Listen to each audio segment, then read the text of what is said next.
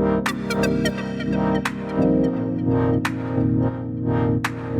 Morning. Last video లోపల నేను మ్యాథ్స్లో మల్టిప్లికేషన్ గురించి కొన్ని టిప్స్ చెప్పాను. మరి ఈరోజు కొన్ని స్క్వేర్ రూట్స్, కొన్ని మల్టిప్లికేషన్ గురించి మళ్ళీ కొన్ని టిప్స్ చెప్తాను, వినండి. 25కు స్క్వేర్ రూట్ పిల్లల లోపల ఇవి కన్ఫ్యూజ్ కాకుండా ఈజీగా గుర్తుపట్టడానికి 2 + 5 - 2 = 5. 5 × 5 25. 25కు స్క్వేర్ రూట్ 5 అవుతుంది. నెక్స్ట్ 64 ఉంది. 6 + 4 - 2 = 8. 8 జార్ 64. 64కు 8 మనకు స్క్వేర్ రూట్. అలాగే 196. 1 + 9 + 6 - 2. That means 1 + 9 is 16 - 2, that is equal to 14. 14 are 196. Next 289. 2 + 8 + 9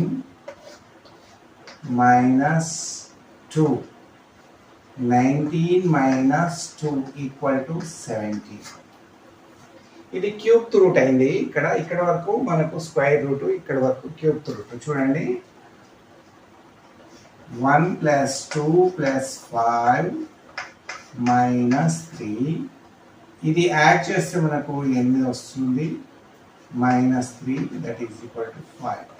అంటే 5ను మనం 3 సార్లు వేసి మల్టిప్లై చేస్తే 5 × 5 × 5 = 125.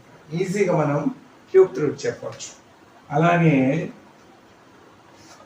3 + 4 + 3.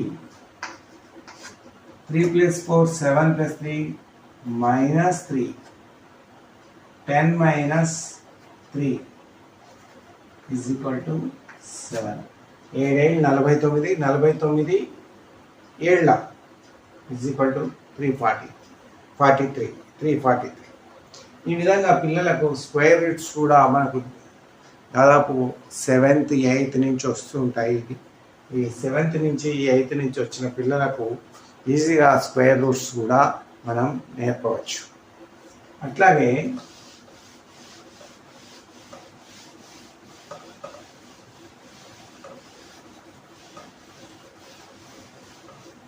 నెక్స్ట్ 15తోని ఏ 3 డిజిట్ నెంబర్ని మనం గుణకారించాలన్నా కూడా, 15తోని ఏ 3 డిజిట్ను గుణకారించాలన్నా ఒక చిన్న పద్ధతి ఉంది, ఈజీ మెథడ్. 822 + 411 దీన్ని యాడ్ చేయాలి. ఇదొక ఫార్ములా అన్నట్టు. ఎంత తీసుకొని ఇక్కడ ఏదైనా అంకెను మారండి, 15తో కనుక మల్టిప్లై చేయాలంటే ఈ పైన ఈ నెంబర్ వేసి 4 11 11 వేసేసి యాడ్ చేయండి. 3 3 ఎంత 12. ఈ పక్కకు 0 పెట్టండి. ఆన్సర్ చాలా ఈజీ. 15తోని 3 డిజిట్స్ నెంబర్ చేయాలంటే 4 11 ఇక్కడ వేసి దీన్ని యాడ్ చేసేస్తే సరిపోతుంది. ఇట్లా మనం 15తోని 755 కానీ, 15 × 9 55 కానీ దేన్ని చేసినా కూడా 4 11 యాడ్ చేసి పక్కకు 0 పెట్టేస్తే మనకు ఆన్సర్ వస్తుంది. ఇట్లా మనం 15తోని ఏ 3 డిజిట్ నెంబర్ను మనం ఏది మల్టిప్లై చేయాలన్నా 4 11ను యాడ్ చేసి లాస్ట్కు 0 పెట్టాలి. ఈ విధంగా ఇదొక టిప్ ఉంది. ఇంకో టిప్ చూడండి, 85 × 103. ఇది చేయాలంటే టిప్స్లోనే కొంత తొందరలోనే ఎలా చేయాలి. ఇది 100కి ఎంత తక్కువ ఉంది? 15. ఇది 100కి ఎంత ఎక్కువ ఉంది? 3. ఇది 3 ఎక్కువ ఉంది, ఇది 15 తక్కువ. అంటే 85కు 3 కలిపినా 80 అవుతుంది.